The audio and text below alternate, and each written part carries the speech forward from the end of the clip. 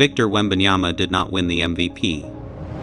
But on the very night Shai Alexander lifted the trophy in Oklahoma City, Wembanyama walked into the defending champion's building, dropped 41 points and 24 rebounds, dragged the Spurs through 2 overtimes, and handed the Thunder a 122-31-15 Game 1 loss in the Western Conference Finals. And the most frightening part is this: San Antonio did it without D. Fox was ruled out before tip-off with right ankle soreness, which meant the Spurs entered the biggest game of their season without their all-star lead guard. Against most contenders, that would be the storyline. Against Oklahoma City, it should have been a fatal disadvantage. Instead, Wembanyama turned it into the backdrop for one of the most violent playoff statements of his young career. So no, the real story of Game 1 is not simply that the Spurs stole home court advantage. The deeper story is this: the Thunder may have just discovered that Victor Wembanyama is not merely a superstar they have to defend. He is a player who can force an entire championship-level team to redesign how it plays basketball. That is what made this game so important. Not just the final score, not just the 41 and 24, not just the iconic 28-foot three that kept San Antonio alive in overtime. It was the way the Thunder slowly lost access to their own identity while trying to survive his presence. Before this series began, the matchup was framed in the cleanest possible way: MVP against DPOY, the league's most polished defensive engine against the league's most terrifying defensive anomaly. The reigning champion Thunder against the rapidly arriving Spurs. And for one night, that billing actually undersold what happened, because this was not just Wembanyama outplaying Shai. This was Wembanyama bending Oklahoma City's entire game plan until the Thunder no longer looked comfortable in the version of basketball that usually makes them so overwhelming. Let's start with the most obvious layer: the production. Wembanyama finished with 41 points, 24 rebounds, 3 assists, and 3 blocks, becoming the youngest player ever to produce a 40-point, 20-rebound playoff game. He also became one of the very few players in history to post that kind of line in a conference finals setting. But even that stat line does not fully explain the pressure he placed on Oklahoma City. The Thunder are not some soft, slow, ordinary team. They entered this series as the number 1 seed in the West, the defending champions, and one of the league's most aggressive defensive groups. Their identity is built on speed, pressure, deflections, switchability, and the ability to turn the game into chaos before opponents can organize themselves. Against most teams, that pressure suffocates the offense. Against Wembanyama, it created a new problem. If Oklahoma City played big, they had trouble covering the floor. If they played small, they had trouble surviving the glass. That is the trap he set. Early in the game, San Antonio repeatedly used Wembanyama's length and activity to punish Thunder lineups on the offensive glass. Misses did not end possessions. If Oklahoma City boxed out late, Wembanyama extended over everyone. If Chet Holmgren held his ground, Wemby still found angles above the play that normal players simply cannot access. That changed the physical tone of the game immediately. The Spurs were not merely scoring. They were making the Thunder feel small, and once that feeling entered the game, Oklahoma City started searching for solutions. That is why the Thunder eventually leaned harder into smaller lineups. The goal was obvious: space the floor, pull Wembanyama away from the rim, increase tempo, and punish San Antonio's bigger bodies in rotation. For stretches, it worked. He finished with 31 points, a playoff career high, and his shot making gave Oklahoma City exactly the kind of role player explosion that usually breaks an opponent's coverage. Shai also began to find teammates once San Antonio's defense loaded up against him. But this is where the real trade-off appeared. The smaller the Thunder went, the more vulnerable they became around the basket. And against a player like Wembanyama, that is not a minor weakness. It is a strategic crisis. Because the Spurs did not need to create perfect defense anymore. They could throw the ball high. They could force cross matches. They could use Wembanyama as a vertical release valve. They could let him seal smaller defenders, crash the glass, and finish possessions that would have died for almost any other team. That is what separates him from a normal star center. A normal big man punishes a mismatch. Wembanyama can punish the entire compromise that created the mismatch in the first place. And then there is the defensive side, which may have mattered even more. Shai Alexander accepted his MVP trophy before the game. By the end of the night, he had finished 7 of -23 from the field for 24 points and 12 assists. The assist number matters because he did find ways to keep Oklahoma City alive, but the efficiency tells the other half of the story. He never looked fully comfortable attacking San Antonio's last line of defense. That is Wembanyama's invisible gravity. He does not need to block every shot to change the offense. He does not need to contest every possession to alter decision making. Sometimes his impact shows up in what great players choose not to do. Shai normally lives on paint touches, hesitation, stops, footwork, and the threat that every drive could become a layup, foul, or kick out.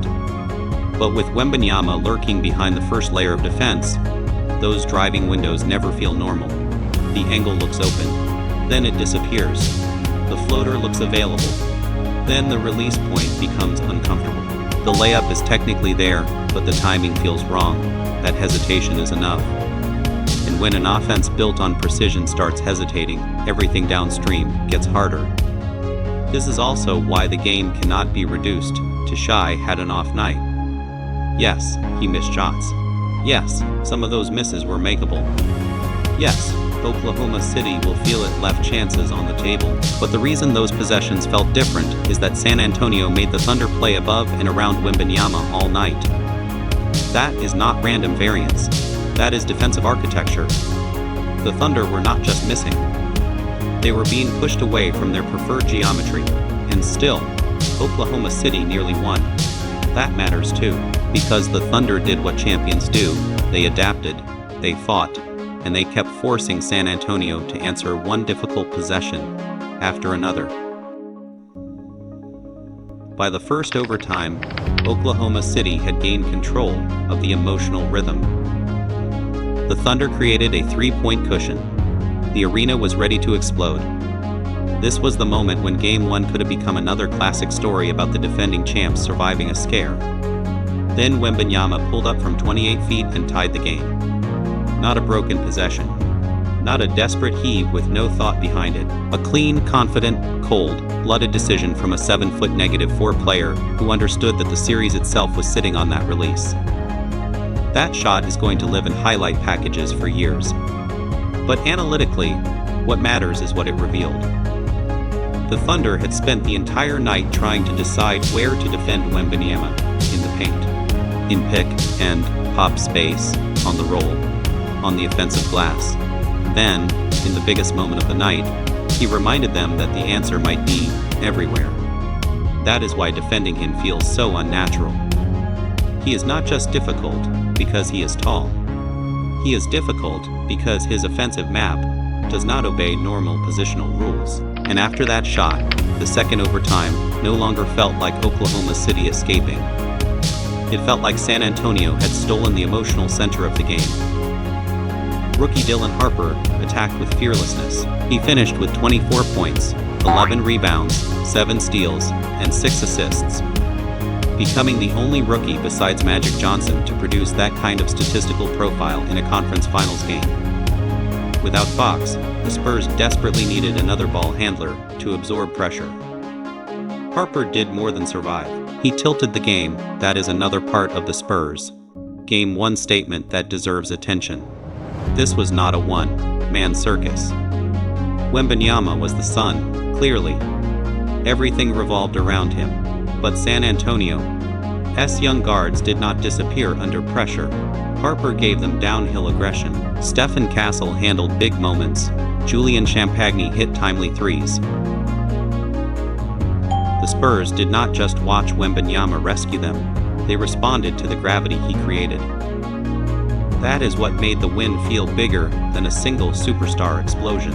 Because if San Antonio had needed 55 from Wembanyama and nothing else, you could dismiss this as one impossible night. But that is not what happened. What happened is more dangerous. Wembanyama dominated the game so completely that it unlocked role definition around him. Harper knew where to attack. Castle knew when to pressure. The Spurs understood that if they stayed organized, Wembanyama's two-way presence would keep dragging the game back into their preferred shape. That is the beginning of a real playoff team. Not a fun young team. Not a future problem. A real problem right now. And this is where the larger series question begins. Can Oklahoma City still win this series? Absolutely. The Thunder are too good, too deep, and too tested to be written off after one loss. They will adjust. They will try to push pace even harder. They will look for ways to make San Antonio defend longer possessions. They will force Wembanyama to work in space, and they will expect Shai to shoot better than 7. But Game 1 created a problem that will not disappear with simple shot regression. What lineup gives Oklahoma City enough size to survive Wembanyama without sacrificing the speed and spacing that make its offense elite? That is the series inside the series. If the Thunder stay bigger, San Antonio may have clearer targets in space. If the Thunder stay smaller, Wembanyama may keep dominating the glass and interior. If they overload toward him, Harper and Castle may find easier lanes. If they do not, Wembanyama can keep attacking single coverage in ways that no traditional scheme is built to fully absorb. That is not a one-night problem. That is a structural dilemma. And this is why Game 1 felt so different from a normal upset. The Spurs did not win because Oklahoma City forgot how to play. They did not win because some random bench shooter had the night of his life. They did not win because the Thunder collapsed from beginning to end. They won because the most unique player in basketball imposed a problem that the defending champions could not solve in real time. That is a much louder message. Now think about the historical weight of that. The original matchup framing was impossible to ignore. In 1995, David Robinson won MVP, only for Hakeem Olajuwon to dominate him in the Western Conference Finals, and turn the moment into his own legend. 31 years later, Shai received the MVP trophy in front of his home crowd, and Wembanyama answered with one of the most overwhelming conference finals debuts the league has ever seen. The situations are not identical. The careers are not the same. The series has only just begun, but the symbolism is obvious. Sometimes a trophy ceremony celebrates the season that just ended, and sometimes the game that follows announces the era that is beginning. For Wembanyama, Game 1 was not merely a statement that he belongs here. That question is over. It was a statement about the level of the stage he can already control. Western Conference Finals, on the road, against the defending champions, without his all-star point guard, against the newly crowned MVP. And he still became the defining force of the night. That is why the Spurs should terrify the league. Not because they are guaranteed to win this series, not because the Thunder suddenly became vulnerable forever, not because one game should rewrite everything, but because San Antonio just proved that its ceiling has arrived faster than expected. Wembanyama is already capable of warping an elite opponent. Harper and Castle are already giving him enough creation and defensive edge to survive at the highest level. And once Fox returns, the Spurs will add another downhill organizer to a structure that just beat Oklahoma City without him. That should make every team in the West uncomfortable, because what San Antonio showed in Game 1 was not simply talent. It was a blueprint for how a team built around Wembanyama can win playoff basketball right now. Dominate the possession battle, break normal spacing rules, turn the paint into a restricted zone, and force opponents to choose between bad options on every possession. That is not hype. That is what the Thunder just experienced for 58 minutes. So after Game 1, the question is no longer whether Wembanyama is the future of the NBA. That conversation is outdated. The real question is, how many teams are already equipped to deal with him in the present? After what happened in Oklahoma City, the answer may be far fewer than people thought. And if the Thunder cannot solve that problem quickly, this series may stop being a test of San Antonio's arrival. It may become the first major chapter of Victor Wembanyama's era.